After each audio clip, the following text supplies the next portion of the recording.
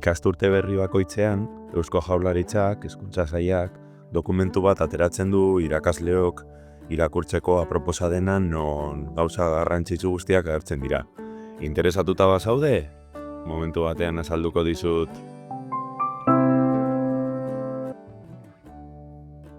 Kaixo artistak, hemen gaude, urtero EJGVek Hezkuntza Sailak ateratako dokumentua pixka bat aztertzeko.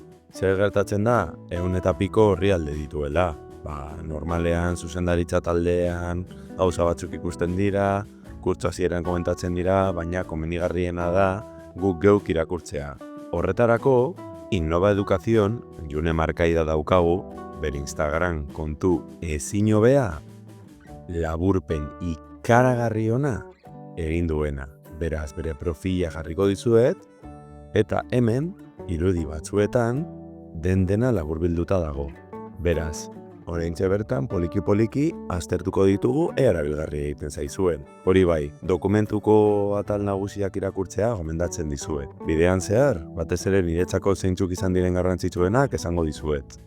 Lehenengo eta behin, aurkibide bat non 6 puntu nagusi ikusten diren, ezta? Lehenengo plan estrategikoa, ezta? Euskal Eskola Publikoa eraldatzeko, gero estrategia integrala hezkuntza emaitzak hobetzeko, hirugarrena ikastetxea plangintza, hobekuntza eta eraldaketarako unitate gisa, laugarrena inklusioarena, bizikidetza eta ongizate emozionalaren ezta, hor gauza batzuk agertuko dira. Eta gero, 5. eta 6. puntuetan, ez gara asko sartuko, oso agertzen diren gauzak sota kabaiorrei direlako. Orduan hor gomendatuko dizuegu zuen kontu irakurtzea. Gehienak ezagunak egingo zaizkizue, baina oso interesgarriak izango dira praktikotasunerako. Hor kontatzen dizue berez zergatik denen garrantzitsua eta. Orduan, eskola publikoan aldatzeko lehenengo plan estrategikoan, 10 ardatz estrategikoa agertzen dira. Nere ustez gehienak ezagunak egingo zaizkizue, baina berriro irakurtzea gomendatzen dizue.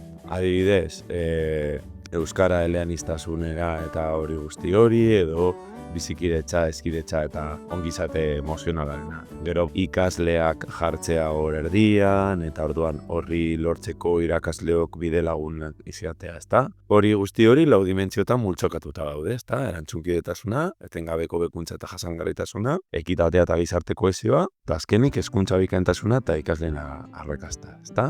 Hezkuntza emaitzak hobetzeko estrategia integral horretan kontutan hartzen da ze emaitzak hartu ziren, eta hori kontutan hartuta, hartzeak makromailatik mikromailara doa, eta laburbildu ze esaten du, behar dugula ebaluazio konpetentziala. Hor gero zue begiratu eta, baina horretarako programa batzu ditugu, dokumentu hauek guztiak bideoaren deskribapenean hemen jarriko dizkizuet, beraz ez kezkatu, baina aplikatibo bat konpetentziak neurtzeko ere erabiliko dugula argi eta garbi usten da. Guk ja eskolan komentatu dugu. Hezkuntza indartzeko programa eta proiektu nagusiei begira, batzuk ezaguna ingo zaizkizu, ezta? Bidelagun programa edo indartuz neurria, edatze.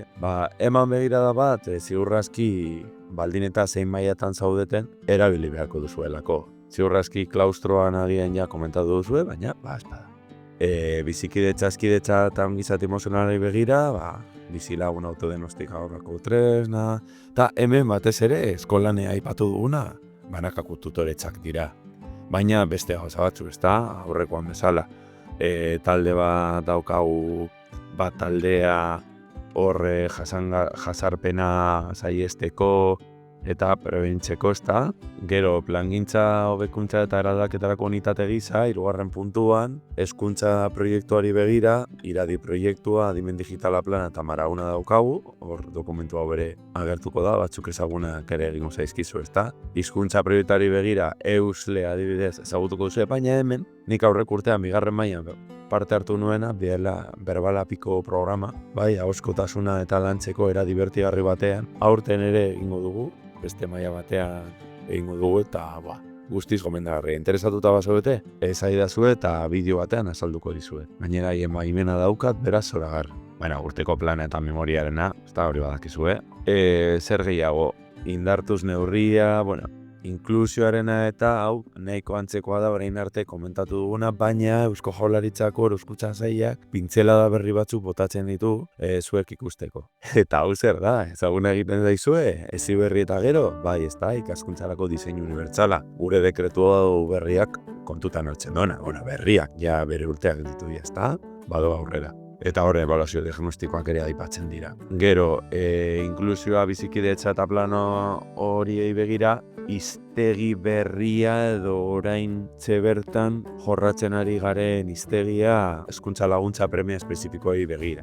Adibidez, adimen gaitasun handiak, azkenengo urteetan pil-pilean daudenak, edo beste bat desgaitasun fisikoa, psikikoa edo sensoriala, edo batez ere, azkenengo urteotan ere pil-pilean dabiena, komunikazioaren eta hizkuntzaren nahasmendu larriak, ezta? Hor aplikazio informatikoa Eusko Jaurlaritzako hor ere aipatzen da, 2007 dekretua eta inklusio gune. Bizikasi ekimenarena gogoratu hemen deskribapenean egongo dela. Eta gero ja bukatzeko hemen bazpen batzuk agertzen dira zure jakiteko eskidetzagunean daudenak. Ezta? Eta lehen aipatu dudana. Beraz, eskerrik asko June, sekulako lana egin duzulako, ez dagoelako dokumenturik hain ondo dandana zoragarri, eta hori, gomendatzen dizuet, Innova Educazion profilean, bai, arpidetza hartzea eta bere dokumentuak jarraitzea. Ze pilo bat gauza komentatzen dituelako. Beno, zure erabilgarri egin izana, espero dut, beste bat arte.